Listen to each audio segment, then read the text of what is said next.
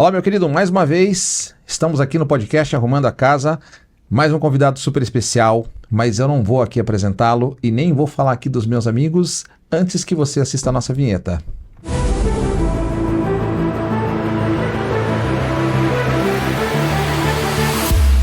Voltamos! Então agora tenho aquele enorme prazer de sempre, né, falar dos meus amigos aqui, companheiros de apresentação desse podcast Arrumando a Casa. E começo contigo, Juliano, vai lá. Ô, meu garoto, estamos mais uma vez aqui e o conteúdo hoje está imperdível, você não faz ideia que vai ser edificante demais. E mais um recadinho importante, siga nosso canal, compartilhe, curta, tem muita gente precisando do que nós falamos aqui, nós estamos aqui para edificar a sua casa, a sua família, o seu lar e fazer a diferença. E a diferença não somos nós que vamos fazer, é Jesus. Nós só somos instrumentos dele. Fernandinho, seja muito bem-vindo. Obrigado, Ju. Tato. Prazer de novo estar aqui com vocês. Hoje nós temos uma novidade. Aqui, ó. Nós constituímos uma empresa de palestras e treinamentos. É o Ministério Arrumando a Casa. E tem esse nome mesmo, é Ministério Arrumando a Casa. Então, se você quer ter uma palestra na sua empresa, na sua igreja, na sua comunidade, que fale sobre riqueza, prosperidade interior, sobre como você pode moldar a sua masculinidade e o seu ser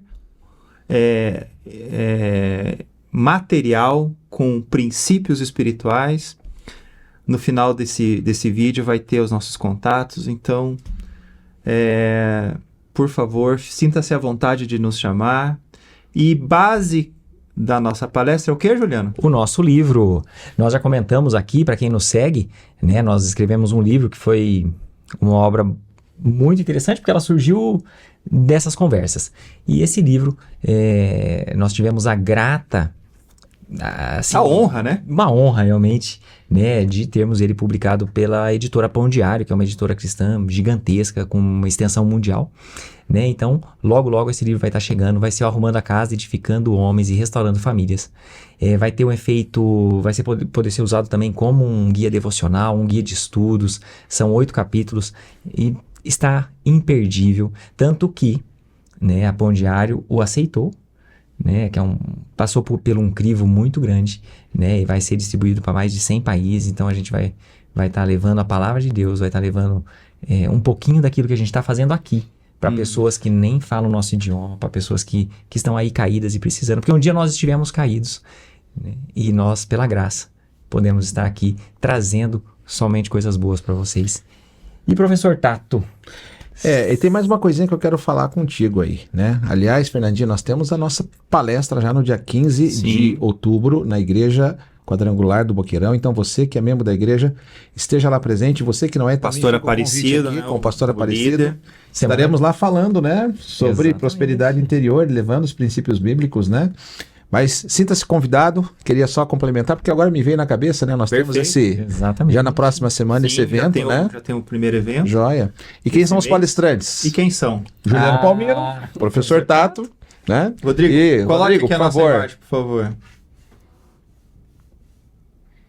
Aí. Bacana. Então tá aí, gente. Fica novamente o convite, né? Quem se sentir interessado ou se sentir curioso de ouvir o que é uma prosperidade interior. O que consiste nisso? Tá aqui. Você pode buscar essas informações também no nosso Instagram, tá lá no nosso perfil, vai estar essa semana postado para você que tem interesse em contratar nossas palestras, vai estar lá esse portfólio explicando para você toda a nossa prestação de serviço. Perfeitamente. Gente, e agora eu quero apresentar uma pessoa que eu vou assim explorar um pouco uma liberdade que eu recém ganhei com ele, né? Porque eu fui com a cara dele num momento como esse, assim, não exatamente como esse, mas por vídeo, né? Eu gosto de tietar meu filho quando ele vai tocar, né? Então eu gosto de assistir os cultos que ele toca e tal, e meu filho normalmente toca às sextas-feiras, né? No culto de jovens da igreja. E de repente me sobe um cara de mochila e começa a falar ali de uma forma muito descontraída com aquela molecada. Descolado, né? Descolado, tal. Daí o meu filho chegou em casa e falei, filho, quem que é aquele cara que pregou muito massa a pregação dele e tal, muito bacana o jeito que ele abordou, né? E aquilo me chamou a atenção. Né? E quem era? Até que um dia, conversando com o Juliano começou a descrever também um pastor, que a aula dele é super 10, falei, eu acho que a gente tá falando da mesma pessoa, mas não falamos o nome. Enquanto a gente tava falando sobre isso, eis que 2 tapinhas vieram, uma nas minhas costas, era o Bruno. Então, Bruno, se apresente, é um prazer ter você aqui, esse podcast agora, né, é pra te ouvir e a gente vai... Seja né, muito bem-vindo. Assim, consumir bastante você aqui, né? Então seja muito bem-vindo, Bruno. Obrigado, é um prazer estar com vocês aqui, né? Eu acho que parabenizar vocês por essa disposição de vocês de falar de temas tão importantes e só tem feito sucesso porque tem a ver com a relevância do tema para as famílias, né? Para o contexto que a gente vive. Acho que todos nós precisamos de conteúdos e precisamos também encontrar soluções para os dramas que a gente tem vivido, né? Na nossa sociedade que tem nos atingido. Então é um prazer demais estar com vocês aí. Vamos ver o que surge dessa conversa, né? Coisa boa. Coisa boa, coisa boa. Nosso Bruno, bate-papo, pode falar. pelas tuas pregações e pelas aulas. Bruno, eu gostaria até de diversificar aqui, falar de um pouquinho de cada coisa, porque eu sei que você ia, né? Domina muita Domina coisa. tudo, né? Então ia enriquecer bastante o nosso bate-papo aqui. E o Bruno é gaúcho, né? Veio de É Porto que pelo Alegre. sotaque a gente, na hora, consegue decifrar, né? Ah, legal. Se tivesse um churrasco aqui, um chimarrão. E olha, eu tomei um chimarrão hoje. Hoje eu tomei bastante chimarrão hoje no escritório. Mas, Bruno, tem uma coisa que nos aproxima muito. Uma vez que eu o ouvi, uma das vezes que eu ouvi também, eu fui PVzeiro a minha vida toda. E eu, assim, falo de coração aberto, com orgulho. Eu frequentei o acampamento Palavra da Vida, né, durante muitos anos. Fiz os meus filhos amarem o PV. Aqui no Paraná mesmo. Aqui, não, em Atibaia, no interior de São Atibaia. Paulo. E meus filhos amam o do Paraná. Nossos filhos, né? Isso tem uma coisa que Alucinado. uma vez me chamou a atenção na tua fala, Sim, foi falar que você, sim, né, sim. foi quando você contou do PV, né? Mas vamos lá. Bruno, hoje o nosso bate-papo aqui vai ser sobre a questão da ansiedade dessa nossa geração, que não é uma coisa assim que é tangível somente aos jovens. A gente sabe muito que o celular, as telas têm furtado esse tempo deles com a família, e também os pais têm se deixado furtar nesse tempo de investir no relacionamento com eles, porque esse negocinho tem de fato prejudicado muito, né, a rotina familiar, o entrosamento entre os, né, pais e filhos e, né, até às vezes casamentos impactados diretamente por isso. Mas a gente quer falar um pouquinho sobre o desdobramento, né, que essa tecnologia, que esse vício em tela tem gerado, que é a ansiedade e a depressão, né? E os conflitos familiares que surgem a partir desse vício, né? Então eu queria que você falasse um pouquinho, né? Como é que você tem observado essa dinâmica familiar hoje, né? E começar a apontar aí como é que a gente consegue sacar esses problemas. Como é que, como pai, a gente tem que ter essa sensibilidade de ver esses problemas ali, né? Notoriamente acontecendo, né?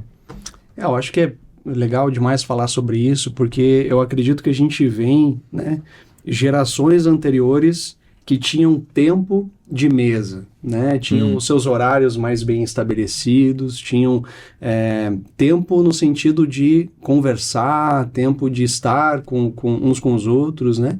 E eu vejo que hoje a gente tem o mundo na nossa frente, né? Na nossa mão, e a gente acaba tendo dificuldade de estar presente na vida do outro que está aqui conosco, né? Então eu tenho um princípio comigo, que para mim é um princípio da palavra de Deus, que sempre o meu próximo, ou aquele que requer a minha atenção, é quem está na minha frente. Eu acho que esse é um princípio muito importante. A gente tem uma das fobias que se fala hoje, é o FOMO, né? Que é o Fear of Missing Out, né? Que a gente está com medo de perder alguma coisa. Por quê? Porque está tudo passando a vida aqui, né? Então a gente tem medo de perder. Se você vê uma festa de um amigo que está lá, por que eu não fui convidado? O que está acontecendo lá? Mas eu perco a oportunidade de desfrutar dessa mesa. E aí eu tô aqui, mas está passando, por exemplo, eu me inscrevi para uma palestra sobre adolescência nessa semana, e eu tô aqui, né? Mas fica gravado, então eu posso ver depois, tal. Mas eu poderia, e é uma síndrome da geração, eu estar lá. Tu fica com a mente lá e perde a oportunidade de estar numa mesa como essa, conversando e aprofundando, sem esse medo de que algo eu tô perdendo, e aí você fica nesse sentimento, e no final você não faz nada direito. Você sai daqui dizendo, puxa, o que aconteceu lá mesmo? O que né, poderia ter perguntado, poderia ter conversado. E aí, né, eu acho que um pouco o que os filhos, né, os filhos homens dizem depois dos programas, né? Eu sei porque eu faço igual, né? Como é que foi lá? Foi bom. Foi bom. Foi legal. Exatamente. Ah, normal. Normal. e no fundo tem essa... a gente está focado em muitas coisas ao mesmo tempo. Muitas coisas acontecendo ao mesmo tempo. Uma dificuldade de simplesmente estar com aquelas pessoas que estão... Que é o nosso próximo, quem está na nossa frente. Tem o privilégio da nossa atenção, né? E o celular, nesse sentido, ele é maravilhoso, que nos oportuniza o que esse podcast, por exemplo, aonde pode chegar esse conteúdo. É algo extraordinário. Pense na adolescência de vocês, né? Isso é extraordinário, o avanço, a possibilidade do tamanho conteúdo que a gente tem, o acesso que a gente tem. Eu acho interessante pessoas, por exemplo, que viajam o mundo através do computador, né? É possível. Uhum. Qual cidade você quer visitar? Você bota lá no Google Earth, você vai passeando pelas ruas de Paris. Você pode fazer isso. Agora, como você, ao mesmo tempo que tem tanto acesso, acho que entra uma coisa que eu acho que é importante, quem sabe a gente ir por aí, uma das possibilidades de caminho, né? Dentre tantas informações e tantas possibilidades, requer de nós, hoje, muito mais o senso do que é importante. Você pode ter todos os anúncios vão vir para nós. Quem vai dizer o que é importante tem que ser nós. Uhum. Então, essa geração, ela precisa saber o que é importante. Ter um filtro para acessar todos os conteúdos. Né? Ô Bruno, até muito legal isso que você falou, porque realmente a questão do focar, né? Eu foco em algo importante, né? E, claro, frente a isso, você vai deixar coisas secundárias, vamos dizer assim, né? Mas você mesmo que está trabalhando hoje, né? Com bastante adolescente, com uma questão do ensino, assim, você está muito voltado para esse lado do ensino mesmo. Uhum. Pensando nessa questão do ensino cristão, como que tem sido feito, como que tem sido para trabalhar isso daí com a criança, com o adolescente? E claro, isso leva para adulto, porque nós também fazemos isso, né? Quem não, né? Muitas vezes não foca exatamente numa coisa e é igual um polvo, você coloca um tentáculo aqui, mas você coloca 8 em outros lugares e nenhum tentáculo pega nada. Né? Então, muitas vezes a gente tem que colocar um tentáculo, completa aquilo e parte para outra tarefa. Mas o mundo, agora vendo, o mundo quer um povo, né? Ele quer a pessoa que está em tudo.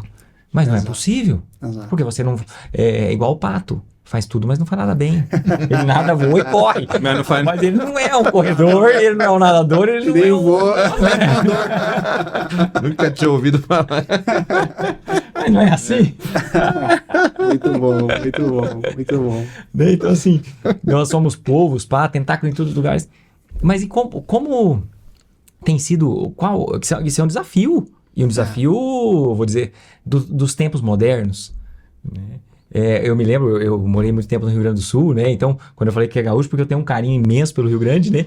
E no Rio Grande você senta na calçada e toma chimarrão e conversa. Né? E aquele tempo é um tempo A cultura precioso. convida para conversa. Exato. O chimarrão é feito para ser compartilhado. Eu tomar chimarrão sozinho pra mim é meio depressivo. Assim, eu preciso falar com alguém, falta um pouco. Isso né? aí, isso aí. Não, eu acho que uma das coisas interessantes eu acho que existe uma tentação de todos nós, que está na área, por exemplo, de ensino, a gente tentar competir ou achar, existe um apelo da geração à estética, né? Ao belo, ao bonito, aquilo que é atrativo aos olhos, né? Acho que a gente não foge disso, a gente procura a estética, aquilo que chama a atenção. Mas quando tu fala de ensino, sobretudo o ensino cristão, mas eu poderia dizer que o ensino, de uma maneira geral, tem muito a ver com relacionamento, né? Porque o apelo à estética pode atrair como as mídias fazem, né? Elas atraem atenção para você ver algo, né, que te chamou a atenção naquele momento. Mas como a educação e o ensino bíblico, ele requer uma jornada. Então, o estético e o atrativo é num primeiro momento. O que segura é o relacionamento. Depois a estética é ok, porque vai ter muitas outras coisas que chamam a atenção. E uma das coisas que é interessante dessa geração é que eles são muito antenados para aquela pessoa que é autêntica. Então eles logo percebem se é verdadeiro ou não é. Se aquilo é próprio da gente ou a gente está vestindo um personagem, né? E que é o desafio dos nossos dias, né? Atores, influencers, que na verdade não são aquilo que dizem ser. Só que na vida acontecendo, não dá para ser um ator o tempo todo. Então você vai ser o que é. E o que é mais atrativo do meu ponto de vista para essa geração é alguém que é autêntico. É o que é e por meio de um relacionamento, né? Eu acho que a pessoa vê isso. Você falou um negócio que me chamou a atenção aqui. Esses influencers hoje, né? Esses youtubers, influencers, essas pessoas que hoje... Porque na nossa época, quem que eram as influências, né? Era o jogador de futebol, era o ator, enfim, algum outro esporte, enfim, às vezes uma pessoa da cidade, né? Um político também, ou um parente. E hoje professor, né? Quantas, né? Eu tenho contato com a minha professora do primário ainda hoje. Então, hoje a gente vê muito isso, que as crianças, os adolescentes, eles olham na tela e eles têm aquela pessoa como imagem. Né? Como você falou, aquilo ali, às vezes é um personagem, aquilo é feito para parecer aquilo, né? O jovem, ele consegue discernir isso hoje? Ele consegue saber que aquilo ali é mentira? Ele consegue saber que aquilo ali não é assim o tempo todo, que a pessoa não está feliz o tempo todo, que enfim... que ela só viaja, ela só vai em lugares bacanas, ela só come em restaurantes legais, ela tem dinheiro, ela anda com carros bons, mas essa geração, ele consegue discernir o que é falso do que é real? Deixa eu fazer o gancho contrário. Eu acho que ela identifica o que é real. O falso, eu acho que ela tem dificuldade. Mas aquilo que é real, ela capta o que é real, né? Eu vou entrar pegar um outro gancho aqui, né?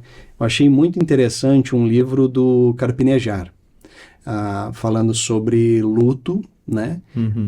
E aí ele cita um pouco de paternidade. Ele começa o livro falando de uma situação que ele se encontrou no hospital.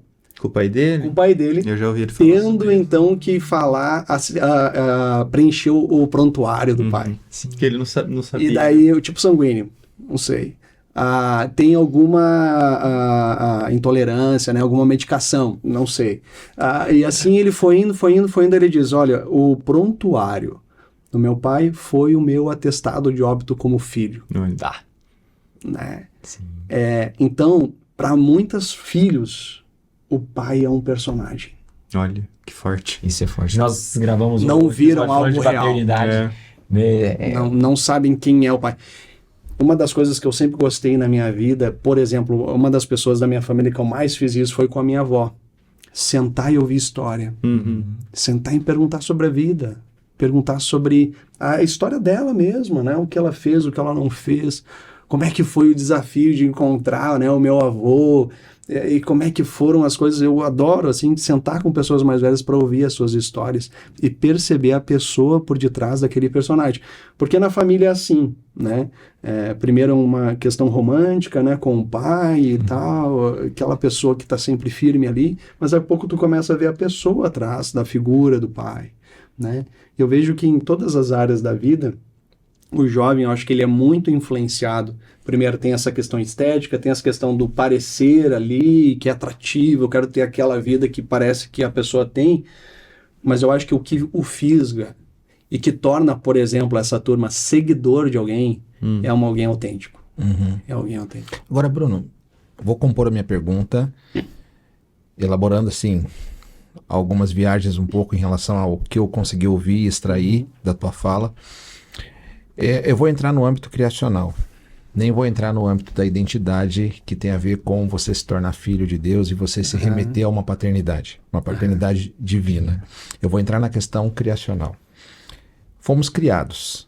A gente sempre pontuou aqui que nós somos o ápice da criação enquanto criaturas, que nós representamos a semelhança que foi colocada em nós, que é a semelhança espiritual. Porém, existe algo que está no DNA criacional nosso, divino, espiritual, que é ser relacional. E hoje em dia eu percebo que a tecnologia a gente não pode recuar porque ela tem que ser usada saudavelmente como uma ferramenta que nos leva a lugares que a gente nunca visitou, que oportuniza o nosso tempo. Conhecimento, né? No passado a gente perdia horas numa fila de banco para poder pagar uma conta, um boleto que seja. Hoje em dia está tudo muito fácil. Exatamente. E falta tempo.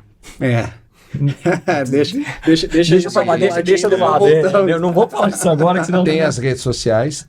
Então, ao mesmo tempo que existe a funcionalidade da tecnologia, ela está também assim gerando uma desfuncionalidade no DNA criacional. E eu vejo que isso talvez seja um ponto da ansiedade que a gente tem visto nessa geração, mas não na geração somente de adolescentes e crianças, geração de adultos. Sim. Né? Porque eu vejo assim, que não são nativos digitais, mas que estão também meio perdidos aí né? no caminho. Porque nós não fomos criados para a virtualidade, nós fomos criados... analógica. Exatamente, né? Nós fomos criados de uma forma que ela é carnal, relacional, dependente de relacionamento ao vivo e a cores, olho no olho, né? Vida Eu na vejo, vida, né? Exatamente.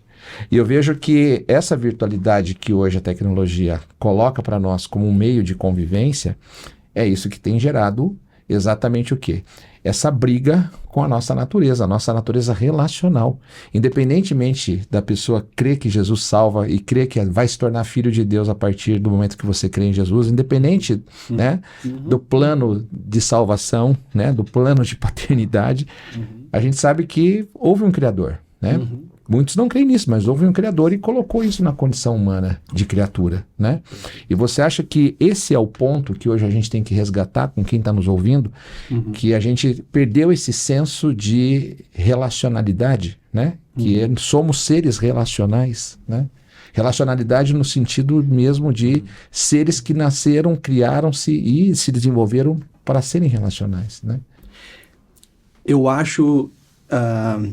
pegando esse gancho, assim, eu acho que não é essa a pergunta em si, sabe? Porque eu vejo assim, a gente tenta moralizar, digamos assim, a tecnologia. Ela é boa ou ruim? Ela é aquilo que a gente diz que ela é, né? Ela é uma ferramenta. Ela não é boa, ela é neutra e é o que a gente dá de valor a ela. Então, a diferença é que a gente se deixa dominar pelas coisas, né? Então, o WhatsApp... eu vou lá e acesso quando eu quero. O problema é que existem pesquisas que dizem quantas vezes as pessoas fazem isso no celular, né? Elas vejam e abrem ali. Isso virou um hábito, né? O que é a primeira coisa que as pessoas fazem quando acordam? Elas já olham o celular. Verdade. Isso é um hábito, mas é algo que a gente concede, né? Então, uma das coisas da palavra de Deus que eu acho que é uma das coisas mais bonitas é que em Jesus ele nos liberta. Ou seja, nada mais pode nos aprisionar, a não ser que a gente permita, né? Então, tudo me é lícito, mas nem tudo me convém. Não se deixem dominar por nenhuma coisa delas, né? Dá para fazer uma analogia com relação ao dinheiro? O dinheiro é a moral É isso aí. Sim. e a tecnologia também é a moral. É isso. Quem é o dono de quem, né? Exatamente, né? Quem domina quem? Então, o que fica, na verdade, nessa perspectiva é o que a gente tem dado importância, né? Então, eu li um livro que eu achei também, assim, foi um dos livros recentes que eu li que mais me impactaram, que é um livro chamado Pirâmide da Sabedoria.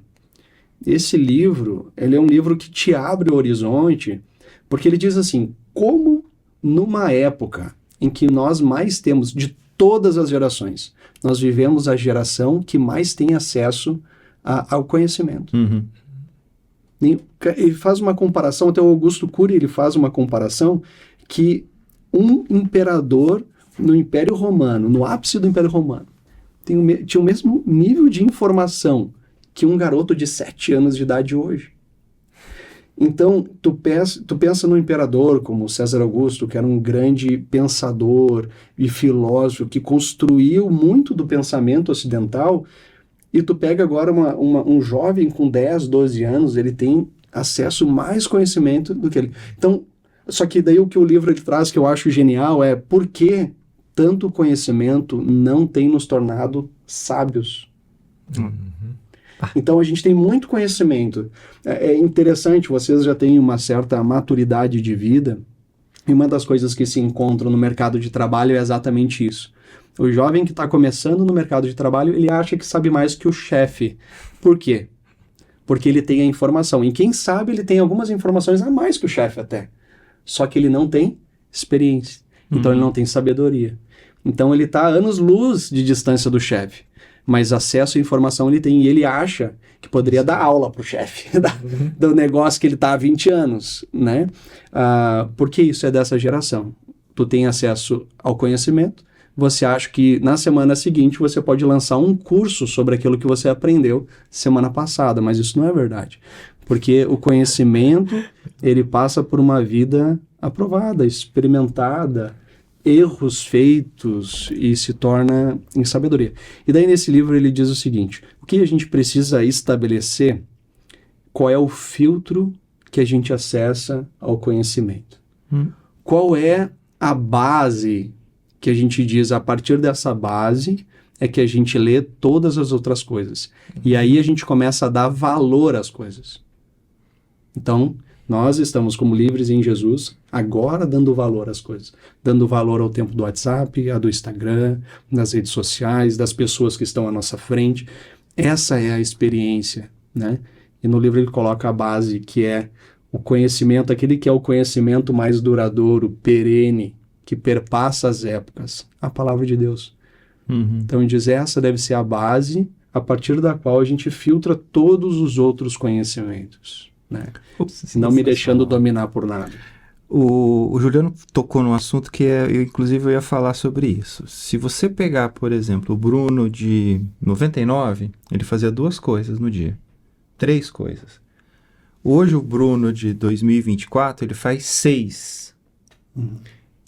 Só que em 99 o mundo funcionava. As pessoas ganhavam dinheiro, as pessoas trabalhavam. Também, né? Tava tudo bem. A gente não vivia na escuridão, na Idade Média, e hoje a gente está descobrindo.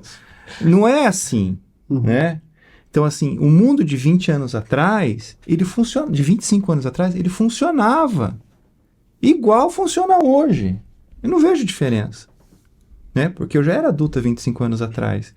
E as pessoas ganhavam dinheiro, trabalhavam, se divertiam, só que com 2 coisas, 3 coisas no dia, não com 8, né? Então, no nosso livro, esse capítulo de ansiedade, ficou sob minha responsabilidade. E estudando, pesquisando, eu observei o seguinte, que a depressão ela foi considerada o mal do século passado. A ansiedade é o mal desse século? Sim? Ou eu estou errado? E essa disfunção do tempo, como é que a gente pode tratar isso? Porque eu entendo que é uma disfunção de tempo, né? A gente perdeu o que o Einstein falava, que o tempo é relativo, hoje a gente realmente é relativo, porque as tuas 24 horas às vezes duram 10 horas, ou às vezes duram uma semana em 24 horas. É muito louco isso. Então, de tudo isso, o que você pode falar pra gente? Eu acho que uma das dificuldades que nos são colocadas é que, antigamente, as mudanças elas eram muito mais gradativas. E toda mudança gera crise, né? Ou a crise gera mudança. É um desconforto que te leva a se movimentar, a se adaptar. E o problema é que a mudança hoje é muito rápida. Então, tu tá sempre em crise, tu tá sempre mudando, tá sempre se adaptando, né? O ser humano, ele tende a se colocar no conforto, na estabilidade. A gente está à procura da estabilidade. Por isso que tem pessoas mais antigas que refutam a tecnologia, porque é um grande desafio para ele. Então, não precisa de tecnologia. Até o momento que a sua empresa tem que tomar decisões e tal, e daí se rende a tecnologia. E é um desconforto. Mas é um desconforto se com maturidade gera um crescimento, né? Então eu vejo que a ansiedade é o mal desse século, muitos falam sobre isso, né? Médicos, enfim, psiquiatras têm colocado, assim, nunca antes na história tiveram tantos adolescentes tomando remédios, por exemplo, né? Isso não era dessa forma. Não. Né? Adolescentes... O Juliano é médico, pode falar isso. Crianças tendo que ter intervenção medicamentosa para lidar com questões emocionais. Né? Era raro. Né? Não, realmente, a gente vê no consultório no dia a dia, né? Eu vejo assim que o número de pacientes hoje não é minha área, claro, mas eu sempre pergunto, porque o medicamento que ele toma pode influenciar no que eu trato, né? E é gigantesco o número de pacientes tomando remédio, ou para ansiedade, para depressão. Pra dormir, né? Pra dormir. Meio que comum, né? Agora você É só o remédio de entrada, né? É o remédio de entrada. Não, porque ficou nervoso, uma vez ficou ansioso por uma coisa. E não, assim, o que eu percebo e que eu vejo assim que as pessoas não entendem que algumas coisas são normais. Você ter alguma ansiedade, você ter momentos de depressão, tem tristeza, ela vai existir. E é normal que ela exista. Nós não temos Perfeito, que está perfeito isso. num platô assim, que sempre é tudo bonito, perfeito. Não, nós somos uma A tristeza gangorra. faz parte de ser humano.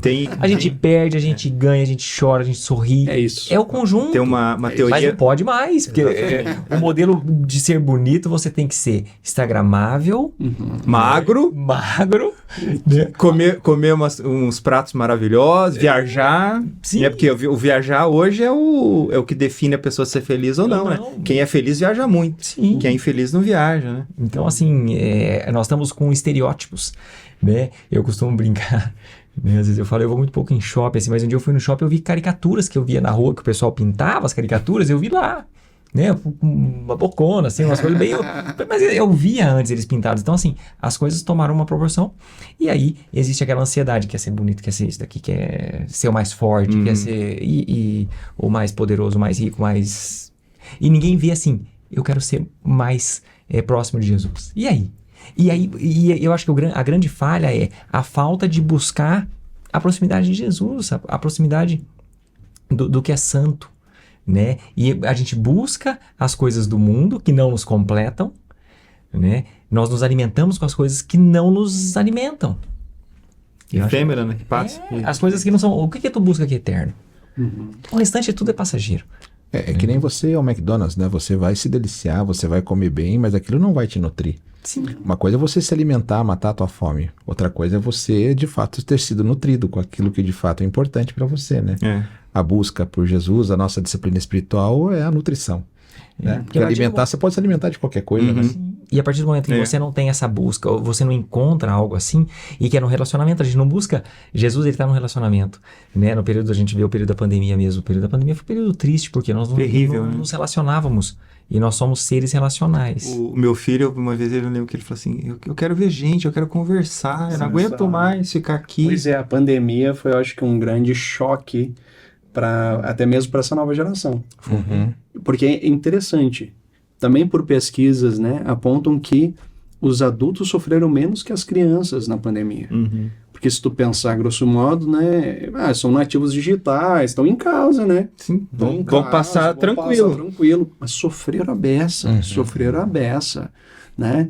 E aí tem um livro que eu achei muito interessante, da Jan Twing, que trabalha sobre essa geração, né? E ela fala sobre a importância do convívio pessoal, né?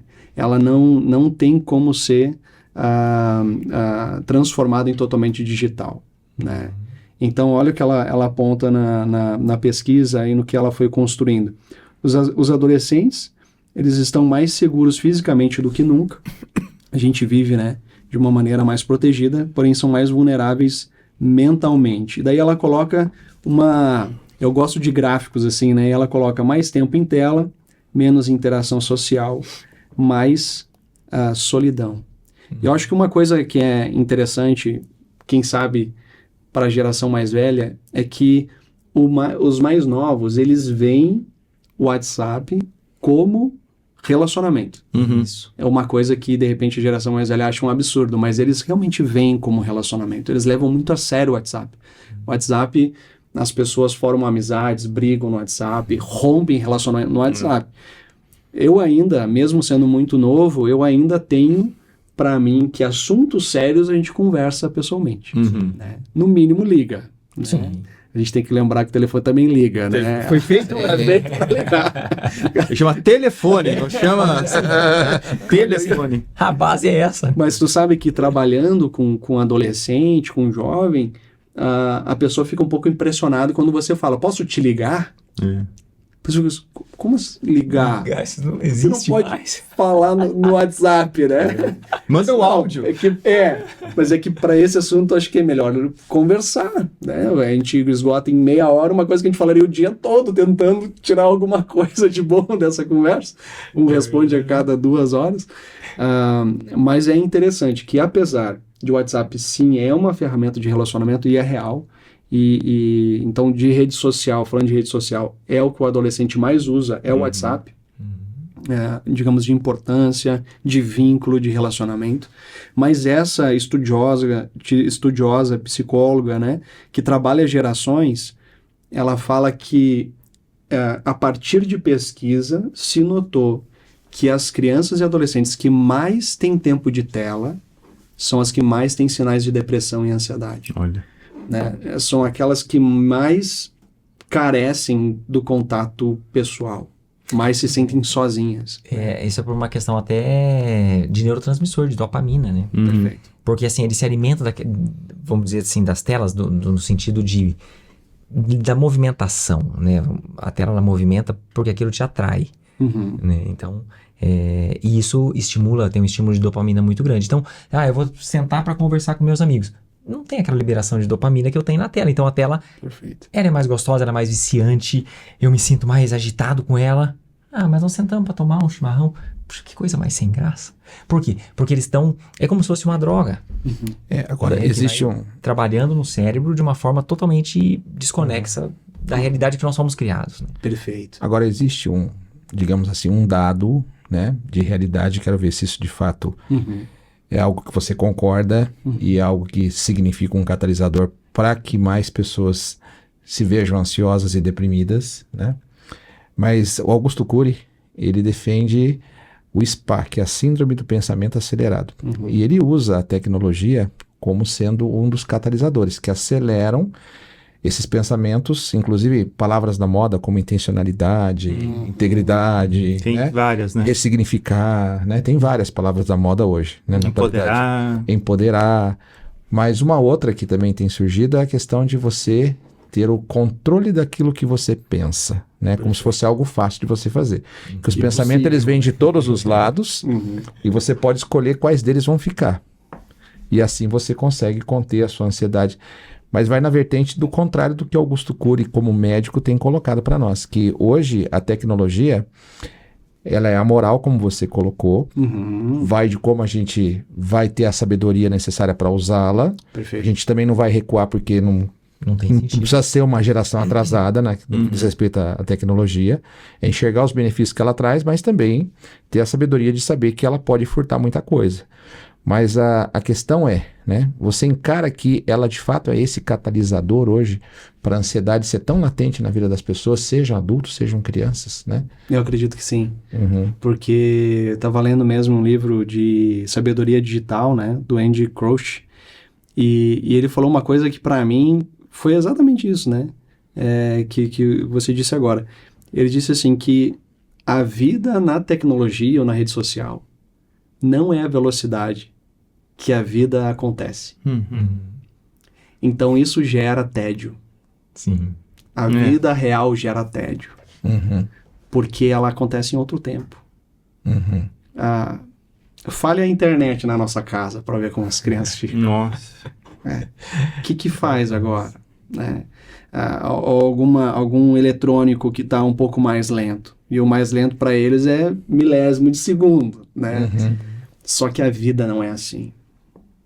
E eu acho que esse é um processo que a gente de alguma forma tem que aprender. Eu acredito que a vida em sociedade ela é um pêndulo, assim, né? A gente vai num extremo, depois a gente vai para outro extremo e a tendência é tentar achar um equilíbrio disso, né? Porque a forma como a gente está vivendo é insustentável, né? A busca por entretenimento, a busca, por exemplo, o comércio, né? Uma das coisas que o comércio ele tenta se distinguir dos demais é dizer que aquilo que ele tem naquele momento é exclusivo, só você vai ter.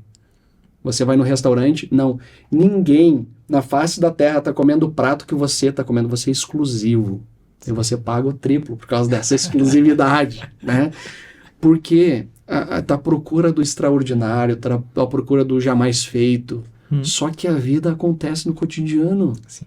E a vida, ela tem muito da mesma coisa, do feijão com arroz. Sim.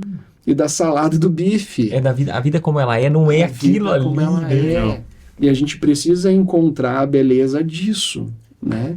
Para que o extraordinário continue sendo extraordinário. Porque se tu transforma o extraordinário naquilo que é ordinário, não é mais extraordinário. Sim, já perdeu Então um a gente canto, né? tá... Aí é uma busca eterna. Por isso sem que, encontrar. Juliano, que você disse que a tristeza faz parte da vida humana, ela é tão importante porque é a tristeza que vai medir a felicidade depois. Sim. Né? É isso, eu sei o que é experimentar a frustração e tudo mais, e a conquista se torna muito mais bela, se torna Verdade. muito mais significativa. Né? Quem passou aí por 7 anos de medicina, né, Sim. sabe a importância daquela conquista. Daquela- Imagina se a medicina fosse, entrei aqui e saí lá outro mês. Não é assim que a vida acontece. Existe o processo, existe as noites sem dormir, Sim. existe aquele clima tenso de prova, existe tudo isso. Para que a situação da vida hoje seja mais sólida, mais contínua, tu tenha mais tranquilidade para tratar o paciente. Ainda que não saiba todas as coisas no sentido que continua aprendendo o tempo todo, né? Os desafios sempre vão acontecendo. Só que esse tempo foi formativo. Sim. Agora, para que as coisas gerem crescimento e se tornem sólidas na nossa vida, tem um processo. E eu acho, quem sabe, para essa geração, o mais difícil é viver o processo. Ó, Sabe- você vai receber uma promoção, mas vai ser o ano que vem. Nossa, vai morrer de ansiedade. Ano que vem. Vai morrer de ansiedade. porque Quanto tempo é o ano que vem, né? existe um processo. Sabe Existe que um processo. eu sou muito metafórico, assim. Eu só consigo entender as coisas meio. E eu vejo assim. Eu costumo sempre falar, já falei outras vezes aqui. É uma escada. Você não chega no topo se não subir degrau por degrau. É isso aí. As pessoas querem. Não, eu quero de elevador. Um salto. Não. É degrau por E é degrau. exatamente volta, isso e que está vai, e acontecendo. volta. Essa é uma das coisas que na prática estão acontecendo e que gera um conflito real. O que é? Antigamente, a pessoa fazia uma carreira e se tornava com sucesso com 50 anos. Tu pensa assim, puxa, essa pessoa tem sucesso, 60 anos, isso, nossa, é uma referência. Hoje tem gente abrindo o e-commerce com 19 anos ganhando muito dinheiro. Sim. Sendo influencer, tem influencer adolescente ganhando muito dinheiro. E aí tu pensa que, bagunçou essa ideia. Sim. Eu vou entrar numa empresa de respeito e eu vou crescer Eu vou lá. galgar, né? Vou trabalhando, subir degrau por me degrau. dedicando. Agora, Hoje é tudo muito bagunçou, instantâneo, né? Bagunçou, né? Porque daí tu tem um rapaz... A meta é que os 30 meio que já tá aposentado, porque já tem tanto recurso e bens, né? Então isso bagunça. Tem tanta informação que você não usa. Mas assim, É uma cultura de ir além, né? Mas assim, é um ir além que não tem fim. Não tem fim. É que o extraordinário virtual, ele não está acessível a todos. O extraordinário espiritual, sim. Uau. sim. Porque quando a gente pensa, as frases comuns, Deus do impossível, porque para Deus o sobrenatural é natural. Perfeito. Vamos pensar assim. Então, esse extraordinário, a gente também como cristão, muitas vezes cegados pela imersão tecnológica, a gente se esquece de olhar para ele. Porque eu vejo muitos cristãos ansiosos. Eu vejo muitos pais ansiosos cristãos, né? certeza. Porque assim, quando eu digo que essa realidade, né, imediatista da virtualidade, do dinheiro rápido com tão pouca idade, é uma realidade que ela serve para poucos. As estatísticas mostram que trocentos são seduzidos. sim. Porém, 2, 3 são bem-sucedidos, né? Só que no universo cristão a coisa não funciona dessa forma. E hoje a gente vê também que essa onda imediatista está pegando os cristãos até mesmo em querer ter experiências com Deus de imediato, né? Sim. E Deus tem que falar e revelar tudo aquilo porque, né? Então assim, é uma vertente que tem trazido, né, mudanças comportamentais em muitas alas, né, do ser humano e muitas alas da sociedade num todo, né? E como a gente resgatar aquilo que Jesus tanto fala, vinde a mim você que está cansado, porque o meu jugo é suave, meu fardo é leve. Então, Bruno, o que a gente podia estar fazendo como pai, como cristão, para realmente assim conseguir dar os stops necessários para essa vertente toda, que tem levado a gente a esse estado de crise maior que a ansiedade, né? A própria depressão também, que é a consequência mais direta da ansiedade, mas como que se faz o fazer, papel né? hoje, né? O que fazer? Cristão, o que fazer, né? O que tem, desculpe assim, vou até emendar, o que tem de profético nisso tudo que a gente está vivendo também, né? Sim. Eu acho que o importante é a gente fazer para nós mesmos essa pergunta, o que tem sido importante para mim como pai, por exemplo, né?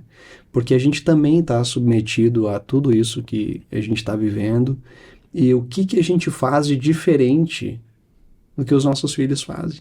Às vezes a gente está na mesma roda viva, né? E nós não estabelecemos aquilo que são as coisas mais importantes, né? Então eu estava falando na escola de pais sobre isso, que a gente pode até dizer para os nossos filhos que pessoas são mais importantes do que as coisas. A gente senta numa conversa formal com eles e diz, ó, as pessoas são muito mais importantes do que as coisas. Mas a pergunta que ele fica, pai, mas por que tu corre o tempo todo atrás de coisas e deixa as pessoas de lado? Por que você trabalha tanto? Então, e daí a gente pensa assim, nossos filhos têm que estudar nas melhores escolas, ter as melhores roupas, ter acesso às melhores tecnologias, ter oportunidades de intercâmbio, E daí a pergunta do filho, para nós, deve ser, será que é realmente o que ele precisa ou é o que eu quero que ele tenha? Então, acho que passa, por isso que é a crise, porque passa muito internamente, né? A gente está vivendo algo que nos desafia. Não significa que a pessoa com mais idade é a pessoa mais madura. Exatamente. A pessoa está sofrendo com questões nunca vistas antes, né? E uma coisa que a palavra de Deus me ensina é que Deus dá muita importância para os momentos de deserto. Então, Perfeito. se a gente pensa assim, mesmo nessas questões, né, que você citasse aí sobre extraordinário, uma das referências no Antigo Testamento do extraordinário foi a saída do povo hebreu do Egito, né? Ali foi algo extraordinário, que ao longo de todo o Antigo Testamento se reporta. Sim. Uhum. Lembrem que eu fiz para vocês lá, né, libertando vocês do Egito. Essa é uma memória. Ele abriu muitas outras vezes as águas? Não. Libertou de um grande povo como o Egito? Não. Mas a gente está à procura do extraordinário. E Deus está mostrando para a gente, lembra aquele momento. E são momentos que se tornam como, acho que a sabedoria bíblica do Antigo Testamento é muito forte nisso. As experiências com Deus feitas, eles levantam ali um altar. Uhum. Porque se torna um memorial. Toda vez que você passar, por exemplo, Você vai se Betel, lembrar. né? Que legal. foi ali a experiência que Jacó teve com Deus, das escadas, né? E os anjos descendo do céu. Ali teve uma ligação do céu com a terra. Então eu vou chamar esse lugar de casa de Deus. E ali levantou um altar. Toda vez que passa, esse lugar é Bet-El, casa de Deus. E ali é relembrado, ali é falado, né? Então, resgatar isso, eu acho que é resgatar para nós esse lugar, que é um lugar de mesa que Jesus sempre de novo fez, que é o lugar do testemunho, é o lugar do falar da vida, e é o lugar de celebrar o que Deus tem feito na nossa história, né? Bruno, Essa sensacional. fidelidade de Deus, um Deus que é o mesmo ontem, hoje e sempre, né? E a gente, sim, Deus é um Deus sobrenatural, ele faz algo extraordinário, mas ele não precisa fazer sempre de novo Todo dia, toda hora, né? para que ele seja Deus, né? Essa busca é nossa, é de uma busca sem sentido. Tem uma teoria que é do chiaro-escuro, né? Que é o claro e escuro italiano, né? Só existe o escuro se existe o claro. O claro só existe porque existe o escuro. Sim. Então, só existe alegria porque você tem algo que te diz o que não é alegria. Então, por isso que um não vive sem o outro, né? Não existe tristeza sem alegria, não existe alegria sem tristeza. Tato, Muito bom. tem uma notícia triste para te dar. Pois é. Você sabe, Tatão, esse momento chega. Esse momento E chega. passa rápido demais. Parece que... Parece que nós começamos agora. Mas, Brunão, então já que esse momento chegou, já que os meus ponteiros aqui já sinalizaram. Então, Bruno, queria que você fizesse suas considerações finais, falando diretamente com todos, não é só com pais, né? Saia daqui com a real percepção, não a sensação, né, de que você nos impactou, de que você contribuiu e contribuiu muito, né? Nos encheu aqui de informações e de bênçãos, porque assim, né? Com certeza a gente vai né? Hoje fazer todo um lado de você refletir sobre tudo que a gente discutiu aqui, né? Vai pensar na nossa condição de pai, vai pensar na nossa condição também de estar aí inseridos nesse contexto de, né? Dessa velocidade. Essa velocidade, né? Aonde é que a gente vai estabelecer nossos stops para tudo, né? Mas qual é as suas considerações finais e, né? Queria que você deixasse aqui uma mensagem para aquele que está, né? Orgulhosamente nos ouvindo hoje aí, né? Legal, legal. Eu acho que uma das questões trazidas para nós aqui foi a questão do desafio da tecnologia, né? E como ter sabedoria digital, o contexto da nossa família é um grande desafio. Mas eu queria dizer uma pergunta anterior, assim, eu acho que a gente precisa fazer as perguntas mais importantes. Eu acho que a pergunta que a gente precisa fazer é: que família eu quero ser, né? E essa é a pergunta que vai levar a fazer as escolhas. Vai abrir tempo na agenda, vai dizer alguns nãos, porque você sabe o que é prioridade. Porque a prioridade, ela está ligada a um valor que é inegociável. E então pode faltar outras coisas, mas vai faltar de uma maneira consciente, sabendo que o mais importante foi preservado. Porque o que vale da vida, se no final de tudo a gente descarta o que é valoroso e a gente fica com aquilo que é secundário. E infelizmente algumas pessoas chegam no fim da vida, parece que estão rodeados de coisas, mas num leito de hospital, o que a gente precisa não é a nossa monte de riqueza, a gente precisa de gente ao nosso lado nos abraçando. Então o que a gente tem valorizado? O que é o mais importante? Aquilo que a gente recebe lá no final é aquilo que a gente construiu. Ninguém recebe aquilo que não edificou. Então que família a gente quer ser? Acho que essa é a melhor pergunta. Bacana. Sensacional. Sensacional, Bruno. Fernandinho, fiz uma pergunta para ele num dos nossos episódios, vou fazer a mesma pergunta, porque tudo que a gente ouviu aqui vai exigir de você que você responda de novo. Diante de tudo isso que a gente tem vivido, diante de tudo que a gente escutou, vale a pena olhar para a Bíblia? Nós nos olhamos dizendo, nós somos os improváveis, né? Mas quando a gente nos remete aos princípios verdadeiros, aquilo que de fato nutre a nossa vida, vale a pena dar os passos de fé? Claro, sem dúvida. Tudo que é verdadeiro prospera, né? Frutifica. Tudo que é verdadeiro transborda, né? Edifica, tem alicerce. E o que não tem é o vento. É só vaidade. E passa, né? A beleza passa, a saúde passa, mas o que você constrói de verdade se perpetua. Vai lá, Ju. Não, olha, que gostoso. Na verdade, Bruno, assim, ó, você nos enriqueceu demais e eu tenho certeza de que quem está em casa está sendo muito enriquecido com esse momento, né, do que você nos trouxe, assim, dessa sabedoria, dessa tua tranquilidade, assim, de falar. Por isso que quando nós pensamos, né, no Bruno, cara, é o cara para estar lá com a gente, porque, assim, tu traz uma sabedoria, assim, uma riqueza de informação que nos edifica muito, sabe? Então, assim, realmente foi muito gostoso estar contigo aqui hoje. Nossos ouvintes, né, vão poder estar se alimentando de um material fantástico, né? E entender que, como a gente sempre fala, a prioridade tem que ser a tua família. O teu primeiro ministério é a tua família. Exatamente. Né? A coisa mais importante que você tem que fazer pro teu filho é mostrar que você ama a mãe dele. E a coisa mais importante que a mãe vai fazer é mostrar que ama o esposo. Então, assim, são coisas básicas. Nós não estamos falando em coisas mirabolantes, nós não estamos falando em coisas que custam dinheiro. Não custa nada. Sabe? Tá de graça.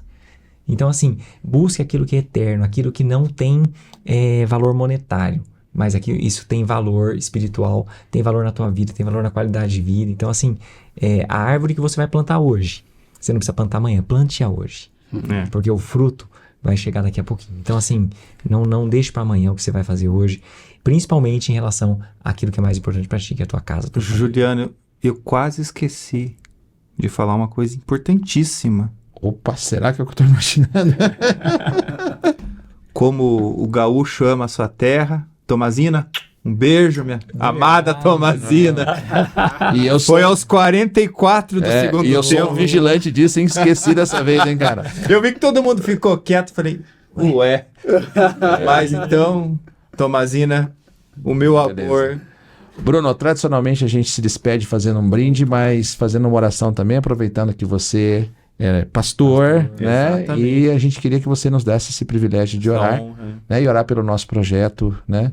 E depois a gente brinda. Perfeito. Você pode encerrar com uma oração para nós? Vamos lá. Muito bom. Senhor Jesus, nós te louvamos, ó Pai, porque sabemos, Pai, que esses sonhos vêm do teu coração, Pai. Amém. Sonhos que não têm a ver com a gente mesmo, sonhos que não têm a ver com a nossa vaidade, com o nosso orgulho, mas que têm a ver com a necessidade do outro. E quando a gente pensa no preço aqui que os irmãos estão pagando de tempo, de investimento, Senhor, não tem a ver com eles. Não, eles não precisariam estar fazendo isso, né? Mas eles estão fazendo para que abençoe mais pessoas. Eles sentem e sabem a necessidade das famílias, sabem a necessidade da masculinidade, sabem a necessidade da criação de filhos, sabem tudo isso.